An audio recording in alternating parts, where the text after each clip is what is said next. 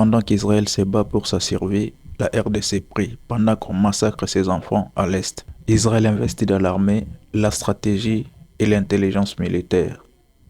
Mais nous, on prie. Et pire, notre président va prier à Washington pendant que les autres chefs de l'État cherchent des solutions. Aujourd'hui, je pose une question qui dérange. Dieu a-t-il demandé à Israël de seulement prier ou de se battre? La prière n'est pas mauvaise, mais la prière sans stratégie est une fuite. On spiritualise ce qui est politique, militaire et stratégique.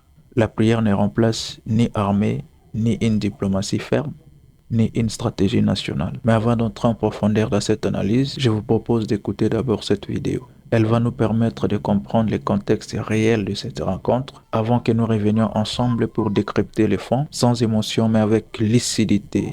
Dieu Tout-Puissant,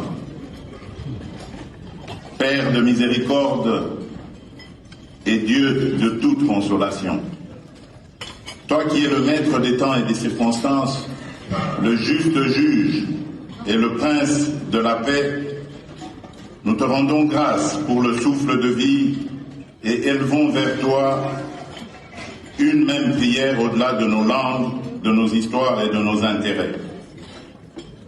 Partant de cette considération, nous nous appuyons sur cette parole tirée de l'Évangile selon Matthieu au chapitre 5, verset 9. Heureux ceux qui procurent la paix, car ils seront appelés fils de Dieu. Aujourd'hui, Seigneur, fais de nous des artisans de réconciliation. Là où la méfiance a fermé la route, ouvre un chemin. Là où l'orgueil a dressé des murs, apprends-nous à bâtir des ponts. Là où l'histoire a laissé des blessures, suscite des gestes de guérison. Et nous voici en ta présence, engageant nos cœurs et nos vies pour la réconciliation entre les peuples et entre les nations, afin que règne la paix et la justice, la droiture et la liberté, la sécurité et la dignité partout dans le monde. Affermis en nous cette conviction, plus forte que nos différences culturelles et la diversité de nos traditions religieuses. Il existe en chaque être humain une lueur intérieure, une étincelle divine qui fonde notre valeur, consacre notre dignité et appelle de nous le respect. Bénis, Seigneur, chacun des chefs d'État et de gouvernement ici rassemblés. Donne à chacun un cœur humble, une parole juste et une main ferme, afin que l'autorité qu'il exerce serve la paix et la dignité humaine.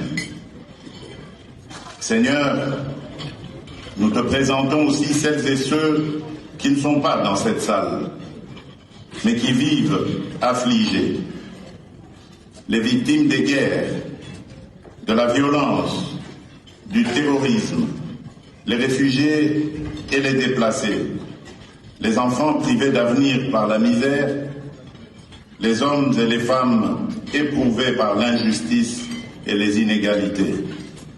Que leur visage et leurs larmes soient pour nous un appel permanent à des politiques courageuses de réconciliation, à des gestes concrets de justice et d'équité, et à des choix responsables qui préservent la vie et rendent l'espérance possible.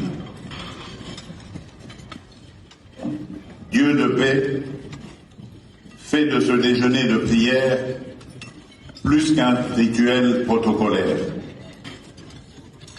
Que ce temps de prière fasse naître en chacun de nous des engagements sincères afin qu'individuellement et collectivement nous sachions répondre avec lucidité, courage et solidarité aux défis qui se dressent devant l'humanité. Nous te prions au nom de notre Seigneur et puissant Sauveur, Jésus-Christ. le Prince de paix. Amen. En République démocratique du Congo, la majorité est chrétien. Moi-même qui vous parle, je suis chrétien. Nous affirmons souvent être les fils d'Israël. Pourtant, un constat s'impose. Nous refusons de se comporter comme les enfants d'Israël. Chaque dimanche, dans nos églises, nous prions pour Israël que nous appelons cité dédiée. Dans plusieurs églises, des drapeaux israéliens flottent même sur les chairs comme symbole spirituel. Mais une question fondamentale se pose. Pourquoi ne copions-nous pas Israël? En Israël que nous appelons la cité dédiée, on lance des bombes chaque jour pour protéger la terre. Pendant ce temps, nous, les Israéliens du Congo, nous prions pour que Dieu nous donne la paix. Alors, je pose la question, croyez-vous que Dieu est un Dieu d'injustice? Pourquoi Dieu demanderait-il aux Israéliens de se battre pour protéger leur terre et non seulement de prier indéfinitivement pour la paix? À ce stade, je m'adresse directement aux pasteurs congolais. Arrêtez de nous prêcher uniquement des miracles. Vous êtes en grande partie à la base de cette désorientation collective.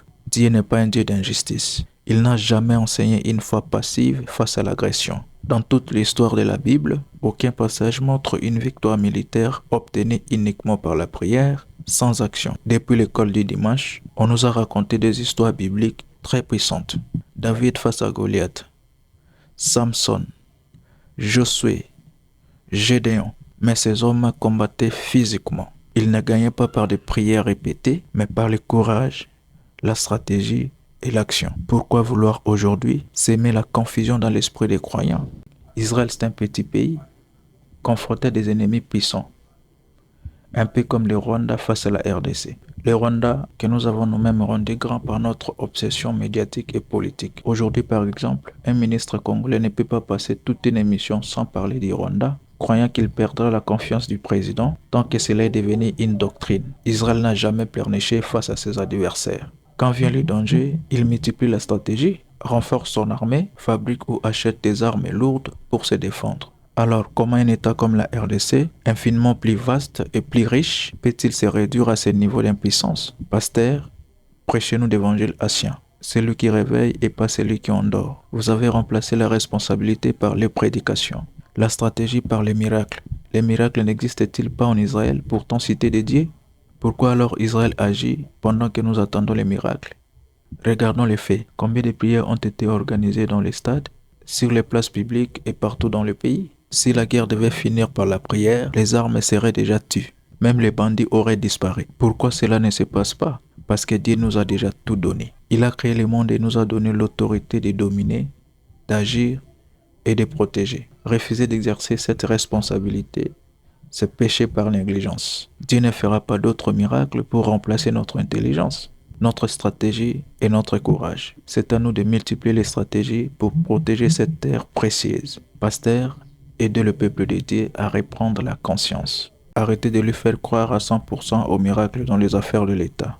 Sur le terrain, il n'y a pas de miracle. Dites la vérité. David a vaincu Goliath par la pierre et la fronde, et non par la prière. Je suis un Tintin guerrier, pas un pasteur. Israël ne prie pas pour défendre ses frontières, mais il agit. En conclusion, ce qu'a fait hier le président de la République aux États-Unis relève davantage de la religion que la responsabilité d'État. Les États-Unis ne seraient jamais une superpuissance s'ils avaient remplacé la défense par des cultes. Le Rwanda, qui a fermé de nombreuses églises, résiste pourtant face à la RDC. Pourquoi? La stratégie, pas la prière. Arrêtez de croire que Dieu descendra pour travailler à notre place. Il nous a déjà tout donné. Un État est respecté par sa capacité à se défendre militairement. La diplomatie vient ensuite. Pasteur, vous avez désorienté vos fidèles. Il est temps de revenir aux Écritures pour réveiller ceux qui dorment encore. La religion, c'est la religion.